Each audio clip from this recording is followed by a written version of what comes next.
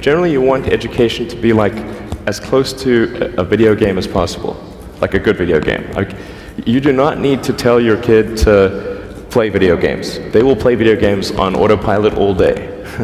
So if you can make it interactive and engaging, then you can make education far more compelling and far easier to do. So you really want to disconnect the whole grade level thing from the subjects. Allow people to progress at the fastest pace that they can or are interested in each subject. It seems like a really obvious thing.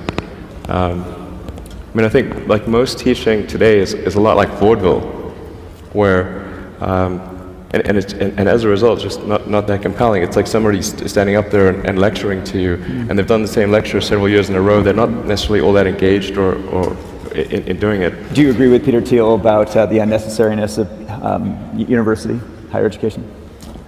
A university education is often unnecessary.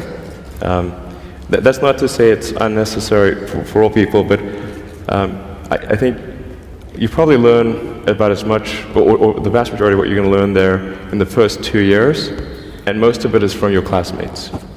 Now for a lot of companies, they do want to see the completion of the degree, because they're looking for someone who's going to persevere and see it through to the end, and that's actually what's important to them.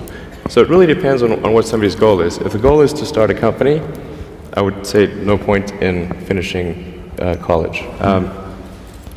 So I think that's how it should be, and it shouldn't be that you've got like these grades where people move in lockstep, and so everyone goes through, goes like normally, we'll go through English, math, science, and so forth from like 5th grade to 6th grade to 7th grade, like it's an assembly line. But people are not objects on an assembly line. That's a ridiculous notion. 感谢观看，欢迎分享你的观点。